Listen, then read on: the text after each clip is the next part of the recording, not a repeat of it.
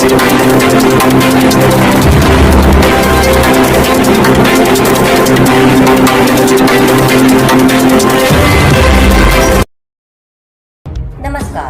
आप देख रहे हैं आरपीएस समाचार। मैं हूं अलका आपके साथ।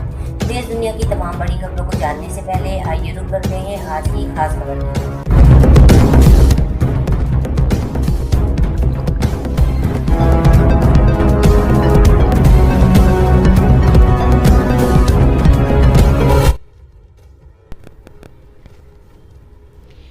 उत्तर प्रदेश में आ रही हैं 1 लाख सरकारी नौकरियां। विधानसभा चुनाव से पहले योगी सरकार का बड़ा दांव।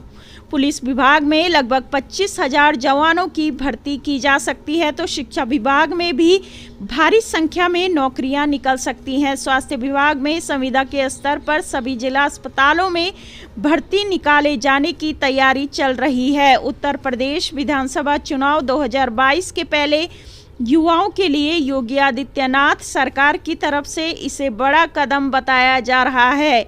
खबर विस्तार से। योगी आदित्यनाथ सरकार अगले 2 से 3 महीने के अंदर 1 लाख सरकारी नौकरियों में भर्ती का विज्ञापन निकाल सकती है। इसमें सबसे ज़्यादा नौकरियां पुलिस विभाग और शिक्षा विभाग में निकल सकती हैं। पुलिस विभाग में लगभग 25,000 जवानों की भर्ती की जा सकती है, तो शिक्षा विभाग में भी भारी संख्या में नौकरियां निकल सकती हैं।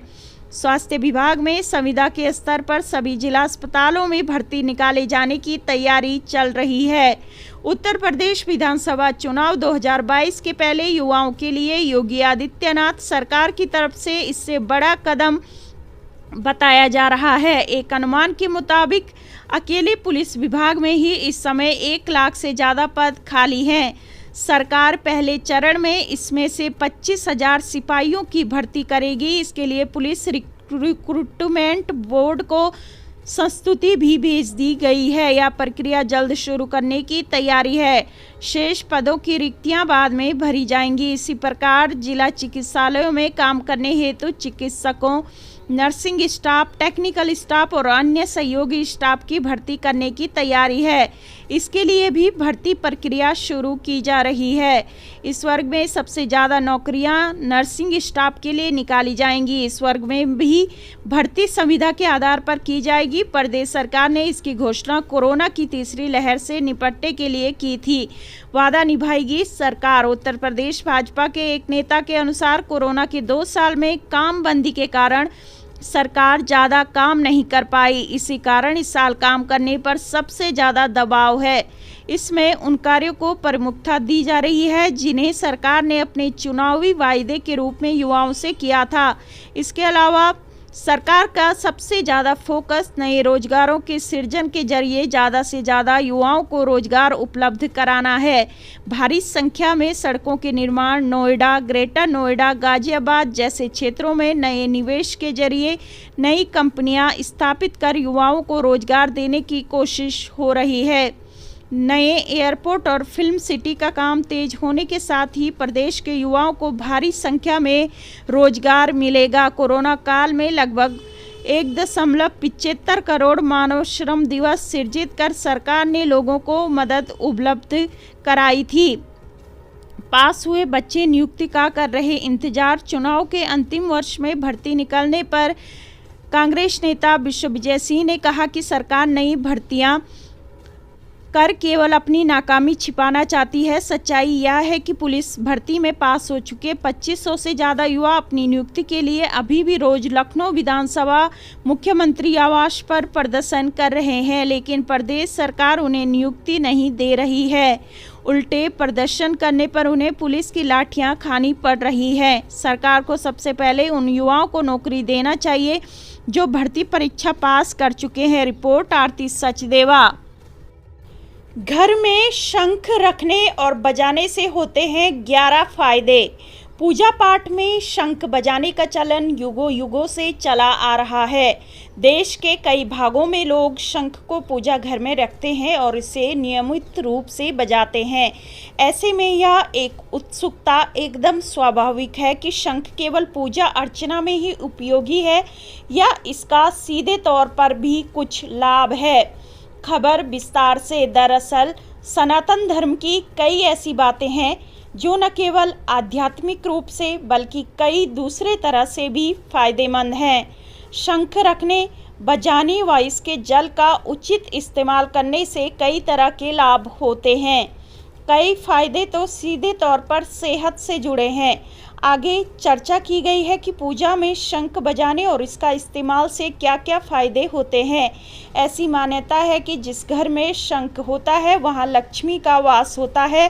धार्मिक ग्रंथों में शंख को लक्ष्मी का भाई बताया गया है, क्योंकि लक्ष्मी की तरह शंख भी सागर से ही उत्पन्न हुआ है। शंख की गिनती समुद्र मंथन से निकले 14 रत्नों में होती है।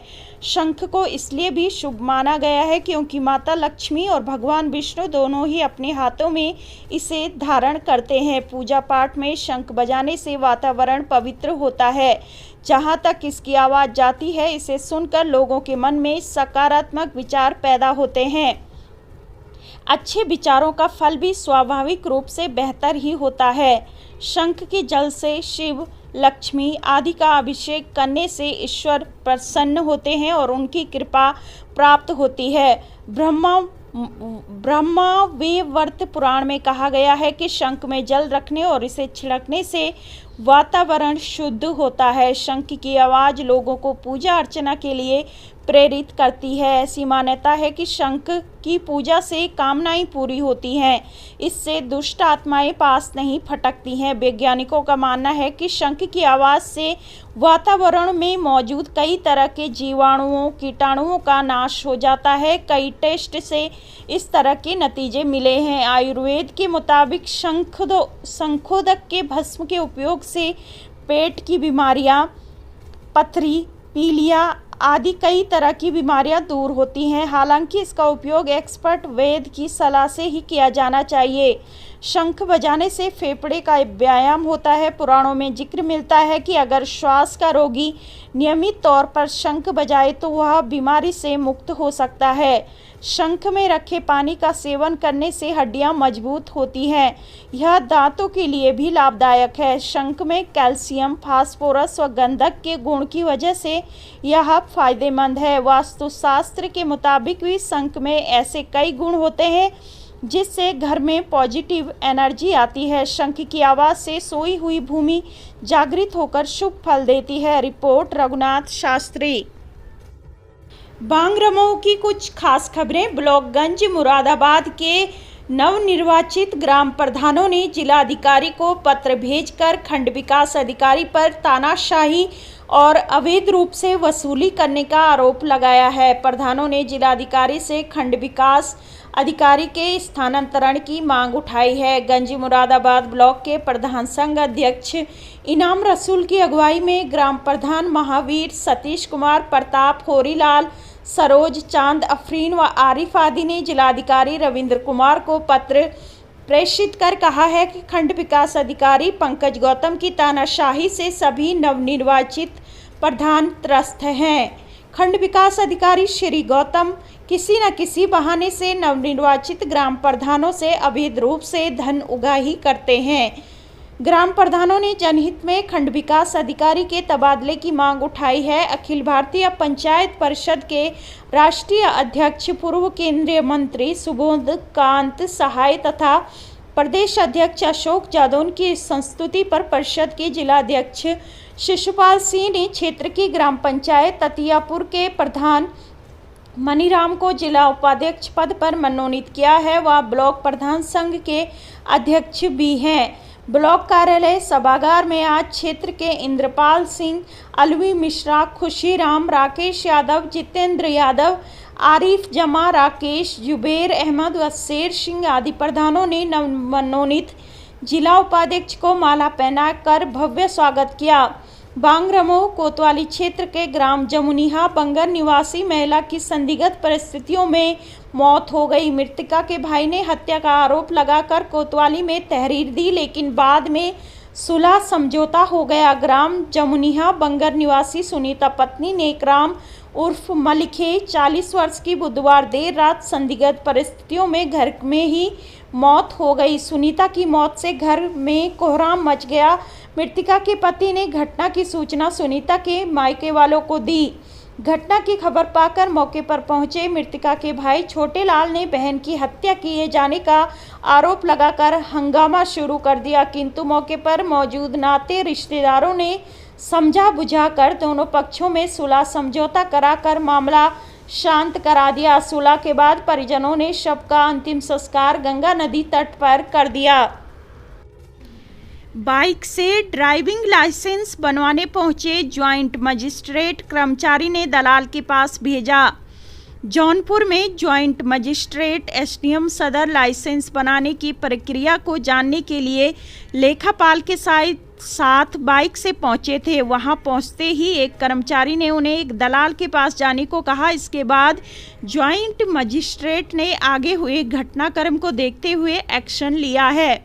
विस्तार। जौनपुर जिले में ज्वाइंट मजिस्ट्रेट एसडीएम सदर हिमांशु नागपाल आज एक लेखापाल के साथ बाइक से अपना ड्राइविंग लाइसेंस बनवाने के बहाने सीधे लाइसेंस पटल पर पहुंच गए।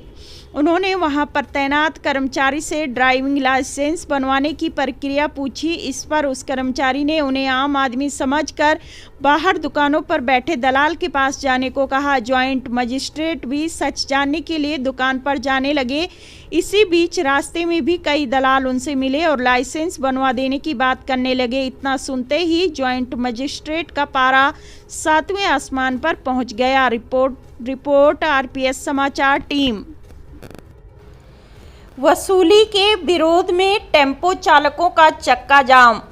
नवाबगंज कस्बे से सवारी लेकर उन्नाव जाने वाले टेम्पो चालकों ने प्रति चक्कर अवैध के विरोध में चक्का जाम कर दिया। सभी ने चमरोली में हाईवे किनारे टेम्पो खड़े कर दिए। इससे सवारियों को परेशानी उठानी पड़ी। चालकों का कहना है कि मोतीनगर में एक युवक प्रति चक्कर 60 से 70 रुपये उगाही करता है। पैसे न देने पर गालियां भी सुननी पड़ती हैं। नवाबगंज से उन्नाव रोजाना 80 से अधिक टेम्पो का संचालन होता है। चालक मोनू शुक्ला, राकेश कुमार, अजय कुमार, शिव कुमार सैनी, भूरे, दिलीप, छोटू, दीपू, दिनेश, पृथ्वीपाल, अरुण, अनूप, अमित, विनीत, शारदा, रईस, पप्पू, गुड्डू, दिनेश, रामस्वरूप, सहदेव, रामप्रसाद व धनीराम ने बताया कि सरकार ने टेम्पो स्टैंड में होने वाली अवैध वसूली को बंद करने का आदेश दिया है। उसके बाद भी मोतीनगर मोहल्ले में एक युवक प्रति चक्कर 60 से 70 रुपये वसूली करता है। वसूली के विरोध पर चालकों को गालियां दी जाती हैं। डीजल की दरों में बढ़ोतरी होने से चालक पहले से ही परेशान है। चालकों का कहना था कि डीएम से मिलकर कार्रवाई की मांग करेंगे। रिपोर्ट ललित कुमार।